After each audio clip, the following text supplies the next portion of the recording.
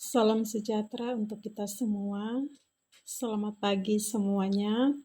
Bersama Ibu Lenora, Ibu akan menjelaskan materi ekonomi online terkait kerjasama ekonomi internasional. Video ini Ibu peruntukkan bagi peserta didik kelas 11 SMA Negeri 1 Ayamaru. Ibu berharap peserta didik dapat mencermati dengan video ini dengan baik dan kemudian dapat membuat rangkuman di atas kertas folio. Selamat menyaksikan. Ya, dalam materi kerjasama ekonomi internasional, kegiatan perekonomian suatu negara tidak hanya meliputi arus perdagangan dan biasa dalam batas wilayah saja, tapi juga arus barang dan jasa yang melampaui batas negara. Dengan kata lain, tidak ada suatu negara pun yang mampu memenuhi semua kebutuhannya dan tidak tergantung kepada negara lain. Perkembangan yang terjadi dalam perekonomian dunia berlangsung semakin cepat dan sulit diperkirakan, sejalan dengan majunya kemajuan ilmu pengetahuan dan teknologi dalam lingkup paling luas. Kerjasama antar manusia mencakup pengertian kerjasama antar negara. Adanya kerjasama ekonomi antar negara membawa dampak yang luas, karena masing-masing negara yang mengadakan kerjasama menandatangani perjanjian kerjasama ekonomi antar negara. Ya, kita akan masuk di materi yang pertama, pengertian kerjasama internasional. Pengertian kerjasama ekonomi internasional adalah kerjasama yang dilakukan suatu negara dengan negara lain atau dengan beberapa negara lain, sekaligus melalui kesepakatan-kesepakatan tertentu dengan memegang prinsip keadilan dan saling menguntungkan di bidang ekonomi.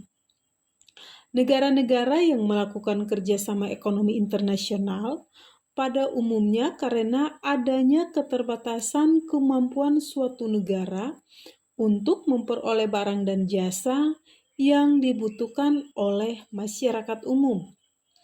Adanya perbedaan kondisi geografis, sosial budaya, sosial ekonomi, ilmu pengetahuan dan teknologi masing-masing negara, serta perbedaan faktor produksi yang dimiliki oleh masing-masing negara.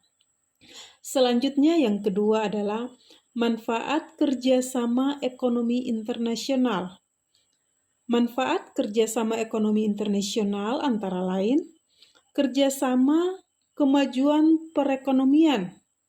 Hal ini dapat dilihat dari aktivitas ekspor dan impor barang dan jasa.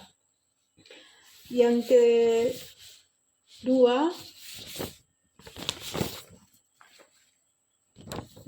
membentuk tenaga kerja untuk meningkatkan kecerdasan, keterampilan, dan kreativitasnya. Yang ketiga, menekankan harga pokok per unit produksi. Keempat, kemudahan mendapatkan bahan baku dan bahan penolong proses produksi. Yang kelima, membuka lapangan kerja baru sehingga dapat menurunkan angka pengangguran dan kemiskinan. 6. Ekonomi di Indonesia dapat berkembang karena masuknya modal asing. 7. Indonesia mempunyai kesempatan untuk menambah ilmu pengetahuan dan teknologi dari negara maju. Dan yang kedelapan, negara Indonesia dapat mengimpor barang-barang tertentu yang akan mahal apabila diproduksi sendiri. 9. Dapat meningkatkan daya tawar dan posisi Indonesia di dunia internasional. Ya, sekarang kita akan bahas tentang bentuk kerjasama ekonomi internasional. Berdasarkan jumlah negara yang terlibat, kerjasama ekonomi internasional dibedakan menjadi dua. Yang pertama, kerjasama ekonomi bilateral, dan yang kedua, kerjasama ekonomi multilateral. Ya, kita akan bahas satu persatu. Yang pertama, kerjasama ekonomi bilateral adalah kerjasama ekonomi antara dua negara. Contohnya, kerjasama ekonomi antara Indonesia dan Tiongkok. Yang kedua, kerjasama multilateral. Kerjasama multilateral adalah kerjasama yang dilakukan lebih dari dua negara. Sebagai contoh, ASEAN, Uni Eropa, ILO, dan OPEC. Selanjutnya, berdasarkan letak geografis, kerjasama ekonomi internasional dapat digolongkan menjadi tiga. Yang pertama, kerjasama ekonomi regional. Kerjasama ekonomi regional adalah kerjasama ekonomi antar negara-negara dalam suatu kawasan atau wilayah. Contohnya, ASEAN dan Uni Eropa. Yang kedua adalah kerjasama ekonomi interregional. Kerjasama ekonomi interregional adalah kerjasama antara satu kawasan dengan kawasan lainnya. Contoh, kerjasama ekonomi antara ASEAN dan Uni Eropa. Yang ketiga, kerjasama ekonomi internasional. Kerjasama ekonomi internasional adalah kerjasama ekonomi yang dilakukan oleh beberapa negara yang mencakup wilayah negara-negara di dunia. Contohnya, OPEC dan ILO. Dan materi yang terakhir adalah dampak kerjasama internasional.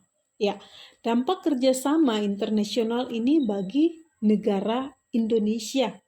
Apa saja dampaknya? Ya, terhadap ekonomi Indonesia, yaitu dapat memperkuat posisi perdagangan suatu negara. Kemudian dapat membantu meningkatkan daya saing ekonomi, dapat menjalin hubungan dagang yang adil dan transparan, dan persengketaan dapat diselesaikan dengan mekanisme yang baik. Demikian materi kita di hari ini tentang kerjasama ekonomi internasional.